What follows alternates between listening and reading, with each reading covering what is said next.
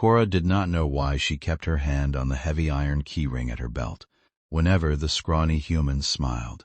He was a caught thief, bound by a magistrate's decree to be her husband as a public humiliation. Yet he carried himself with the quiet, unsettling grace of a shadow that had decided to take a physical form. The frozen outpost of gray rock sat on the jagged edge where the civilized provinces ended, and the endless basalt wastes began. It was a place where the wind howled like a dying wolf, and the snow turned the pine needles to glass.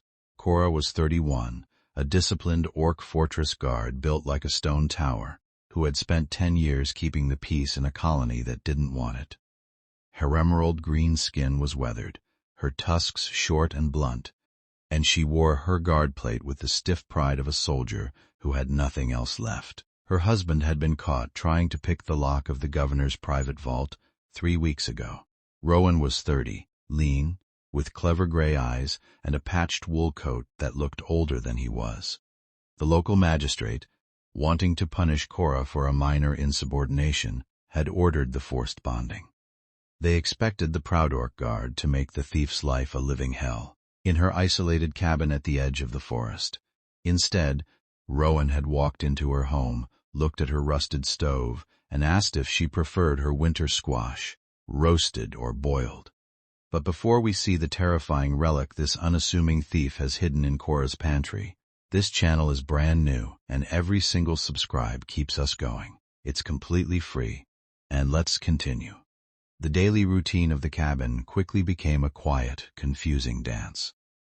Kora would return from her long watch shifts to find the wooden floors swept clean, and a hot pot of venison stew bubbling on the hearth. Rowan spent his days tending to Toby, a quiet 6-year-old orphan boy Rowan had dragged out of the city gutters a year prior. Toby sat by the hearth, carving a block of cedar into the shape of a fat driver frog, with a tiny knife Rowan had gifted him. "He has hands for fine work," Rowan said one evening, watching Toby polish the wooden frog. "Not like mine. Mine only know how to take things that don't want to be taken." "A thief who sweeps floors and cooks stew is a poor thief," Kora said, her deep voice rumbling in the small room. Ranyan smiled, a crooked, quiet thing. "Some things are worth keeping clean, guard." The truth came to light on the winter solstice. Kora was searching the back of the dark pantry for a jar of preserved plums, when her hand brushed against a tattered wool sock hidden behind the flour sack. The sock was heavy, but more than that, it was warm. It was pulsing. She pulled it out and unrolled the wool. Retting in her green palm was a flawless, octagonal black diamond the size of aphist. It was not glass, and it was not normal stone. It glowed from within, with a slow, rhythmic crimson light, a dark, hypnotic heartbeat that seemed to draw the very shadows of the room toward it. "The heart of Lolth-Kari," Kora whispered, her military training freezing her blood, "the soul gem of the demon goddess of the basalt wastes. The high priests have burned 3 cities looking for this." Rowan was standing in the doorway, his gray eyes no longer soft. He had his lockpicks in his belt, and his patched coat draped over his shoulder. "I didn't steal it for the gold, Kora," he said quietly, using her name for the first time. "The cultists were going to shatter it on the altar to release her plague. I took it so the sky wouldn't turn to ash. I hid it in the one place they'd never look, the home of an honest orc guard."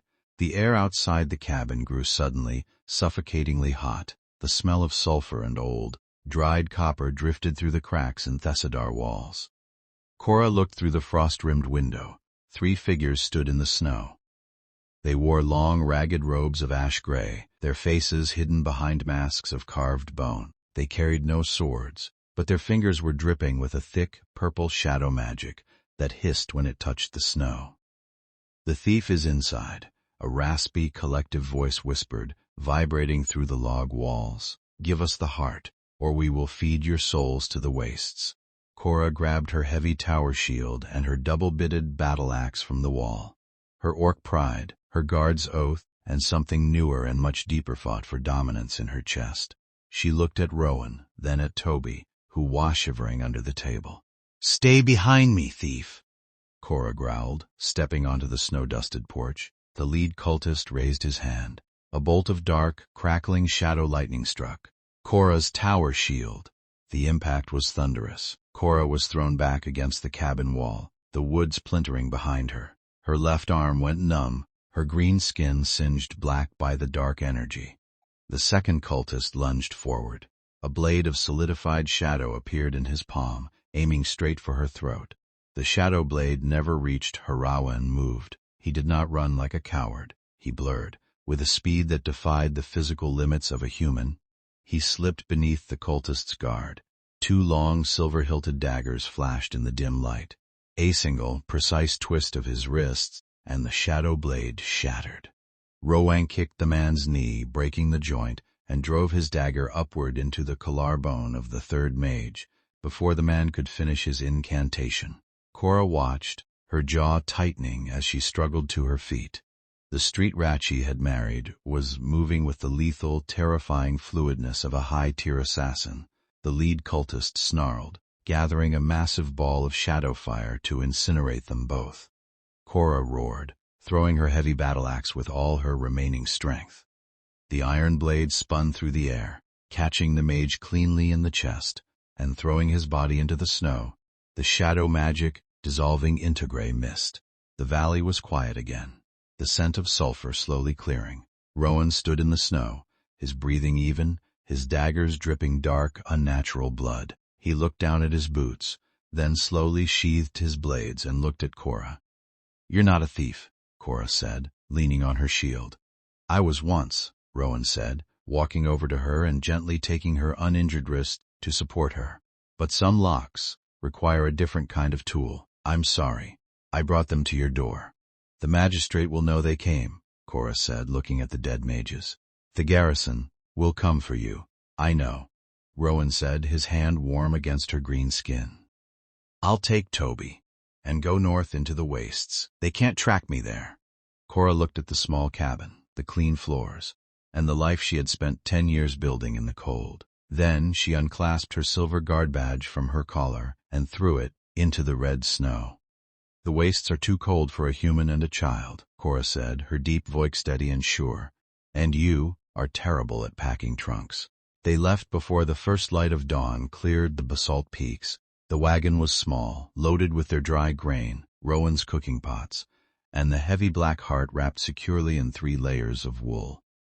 Toby sat in the back, holding his wooden frog, watching the snowy pines of gray rock disappear behind them. Kora held the reins, her green hands steady, beside Rowan's rough, scarred fingers. The wind from the north was cold. But as Rowan reached over and closed his hand over hers, Kora knew that some exiles were worth the journey, and that was enough.